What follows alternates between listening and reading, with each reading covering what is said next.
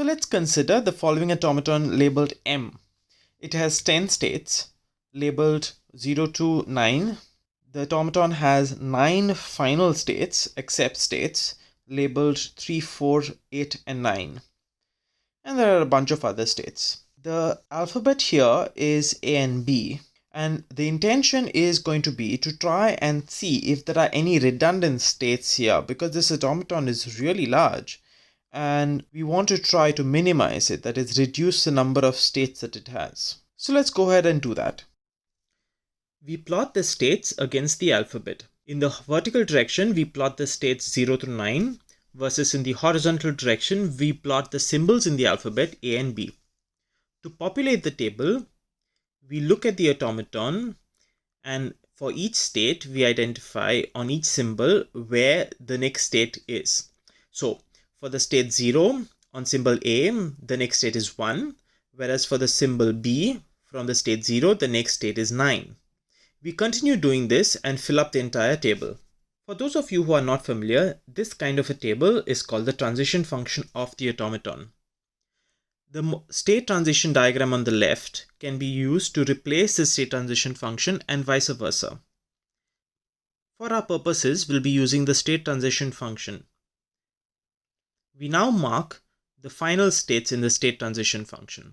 The final states here are the states 3, 4, 8, and 9. Let us now look at the algorithm for minimizing the DFA, the Deterministic Finite Automaton. To do this, we construct the table as shown on the right. Vertically, we have the states 0 through 8, except 9, and horizontally, we have the states backward, that is 9 through 1, except 0. You could label the states this way or any other way, it does not matter. Not all states are created equally. For example, you have accept states and non-accept states. These two types of states are different. In this table, that's precisely what we are going to do. We are going to indicate in this table if the pair of states corresponding to a cell are distinguishable or not. If they are distinguishable, that means that they are different, as in the case of accept and non-accept states, we will mark in the cell, and if it's non-distinguishable, we leave the cell empty. The algorithm for minimizing DFAs has 3 broad steps.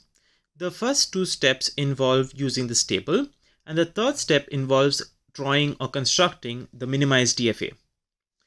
In the first step, we go through every pair of states, PQ, and we mark in the corresponding cell whether the states are distinguishable from the perspective of being a final state or not. That means that if for the pair PQ, P is a final state and Q isn't, or vice versa, we put a marking in that cell.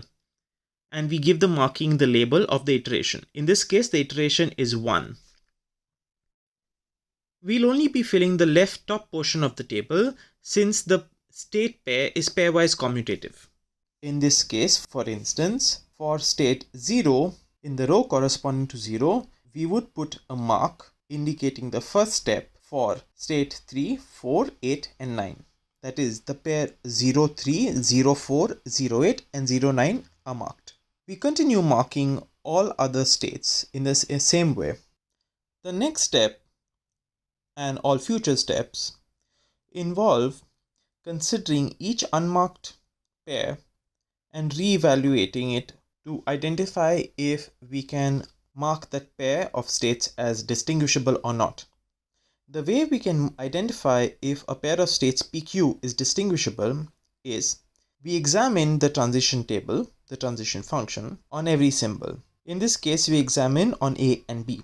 For the pair PQ, if P on a symbol sigma goes to state R, and if Q on a sigma goes to state S, then we look within our table on the right to identify if the pair RS or SR is marked. If the pair RS or SR is marked, then P and Q will also be marked. If not, P and Q remains unmarked. So, for instance, we compare 0, 7 because 0, 7 is the first pair that is unmarked. 0 and an A, the next state is 1. For 7 and an A, the next state is 6. 1 and 6 is still unmarked. 0 on a B goes to 9, whereas 7 on a B goes to 5. 5 and 9 is marked. Therefore, we can mark 0, 7 as distinguishable. The reason we can mark 0, 7 as distinguishable is because 5 and 9 is marked as distinguishable.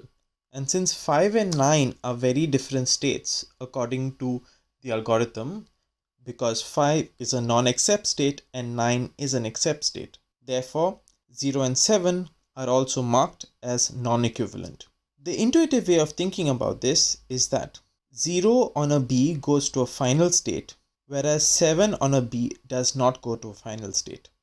They are therefore different. We continue this process of marking for the second iteration.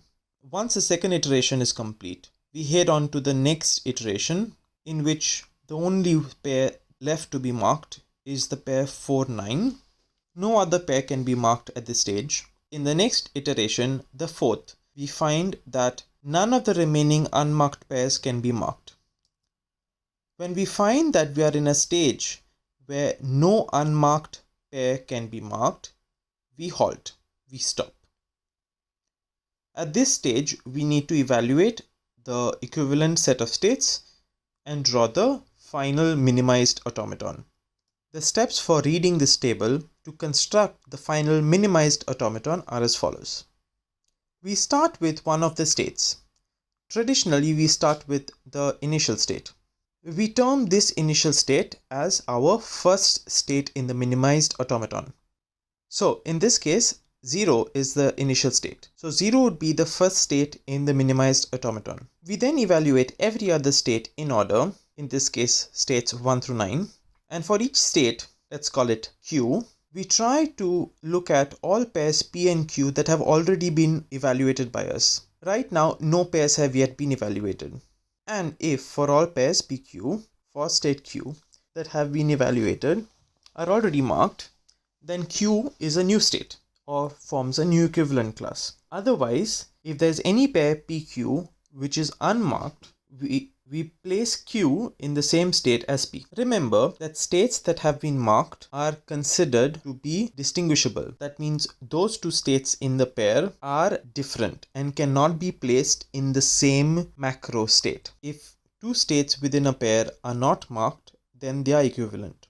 For example, as we said, we start with 0 being the first state. On looking at 1, we see that 0, 1 is marked with the label 2. That means that 0 and 1 are distinguishable, they are different, and 1 is not equivalent to 0. So 1 cannot be put in the same macro state as 0. We place 1 therefore as a new state, in a new macro state. Proceeding to 2, 0, 2 is marked, that means 0 and 2 are different. 1 and 2 is not marked, that means 1 and 2 are equivalent. We can therefore place 2 in the same macro state as 1.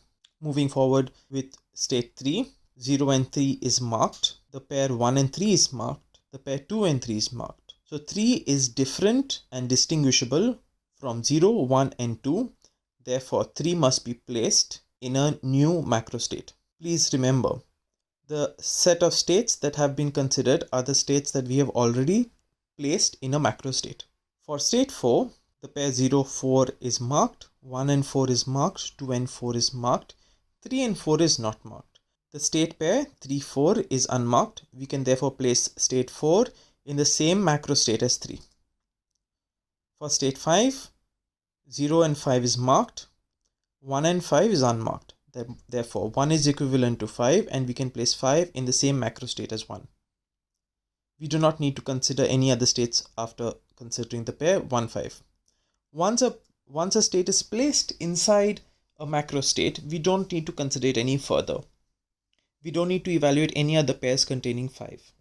For state 6, with respect to all other states considered 0 through 5, all pairs are marked.